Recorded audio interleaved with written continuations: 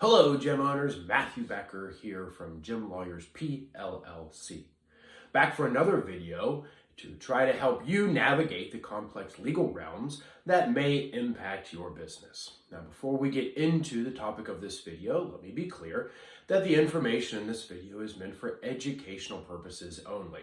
You can't actually rely on it for any legal advice. Your situation may be different than the situations that we've covered in this video. And because of that, we need to talk to you about your specific instance. Also, the topic of this video involves taxes. And anytime we have taxes involved, we also have to suggest that you talk to an accountant. So, what we talk about is just for educational purposes. If you want more information, reach out to us. We can answer a lot of your questions, and we can also point you in the right direction of a good tax accountant if you also want to talk to them. In this video, we're going to talk about the distinction between an independent contractor and an employee. Why is this important? Well, first, let's understand what the difference is. And this comes along with the tax designation of these individuals. They're trainers for you, they're workers, they're employees. So we have to determine what the proper tax definition or designation is for them. And it's important because you need to know how much money essentially you owe the federal government when somebody is working for you. Okay?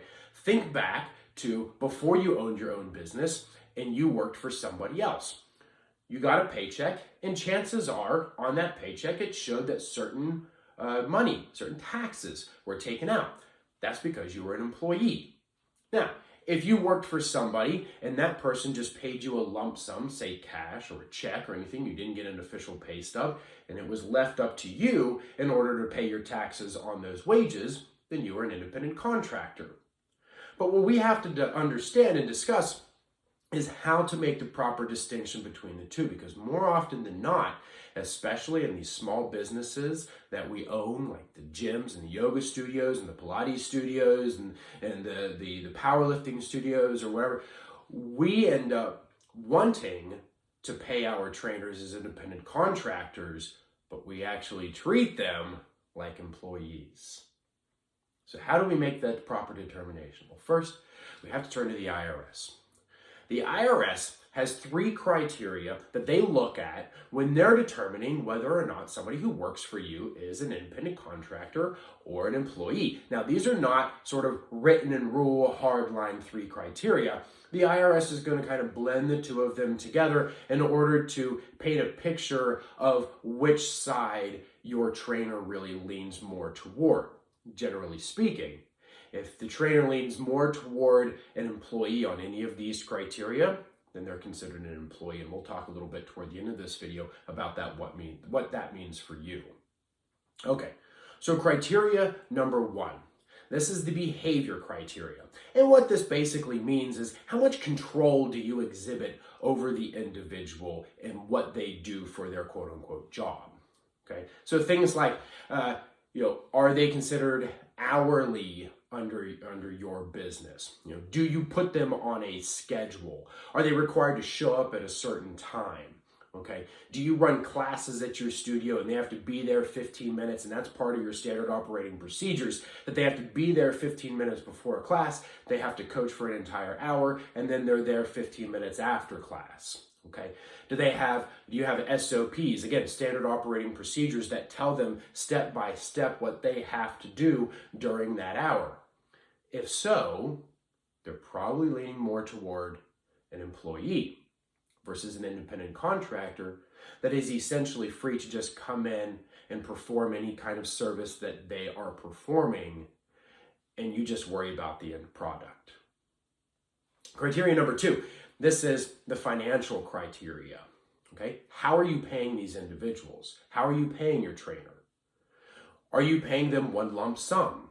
Okay, if let's say a trainer comes in and runs a seminar, right, at your facility, maybe it's a gymnastics seminar or maybe it's a breathing seminar or something like that, and they're only there one time on a Saturday afternoon, and you pay them a lump sum of $500, that's an independent contractor. But if you have a trainer that's there on a regular basis, right? They're there every day coaching or teaching the 9 a.m. class. Chances are they're now an employee because you're paying them the same thing. Maybe it's $20 an hour every time they come in. They come in on a regular basis. They're scheduled to come in, right? It's not just a one-time fee. Then they're probably leaning more toward an employee. And the third and final criteria is the relationship criteria. So this one really kind of gauges how you interact with your trainers on a professional basis. Do you require them to take training courses? Do you provide them training courses? Do you reimburse them if they go out and take like a nutrition course? Are you reimbursing them for that? If so, they're more of an employee. Do you provide them sick leave? Do you provide them paid days off? Do you pay them as a salary? Right? If you pay them one lump sum each month, regardless of the amount of hours that they work, that's leaning toward a salary, they're more of an employee. Okay? Versus an independent contractor who, again, they can just come in and do whatever it is that they want to do. All you're concerned about is at the end that they reach the particular goal, the client is trained, they give you the money, etc., etc. Also on that one, how are you paying your trainers? If your trainer is an independent contractor, by your definition, but the money comes into the gym for their private training session and then you pay the trainer, they're probably going to be designated as an employee. So why is this important? Again, because this is the tax designation. The IRS ultimately wants their money. The federal government's going to get their money. When it comes to an independent contractor, you're not taking out any of those taxes.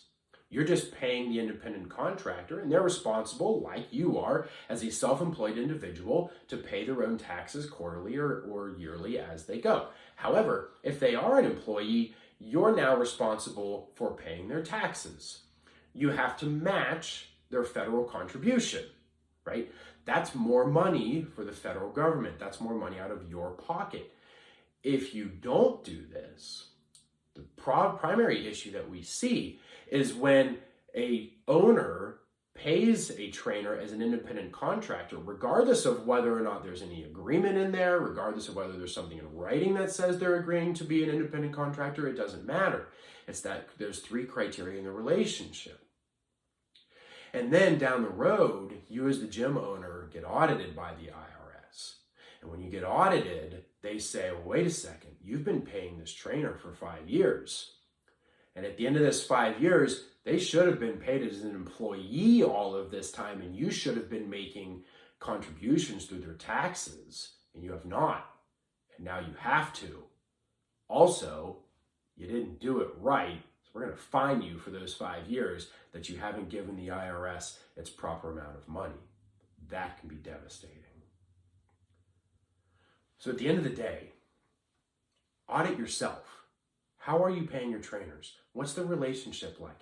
Give us a call. It's why we're here. It's why we have this experience, to help you so that you can realize what the proper designation is of your trainers. You can change the relationship if you need them to be independent contractors, or you can talk to your accountant and you can change the way that you pay them if they need to be employees. So that way down the road, you don't get caught in an audit and end up having to pay a whole lot of money that at the time, now you can't afford.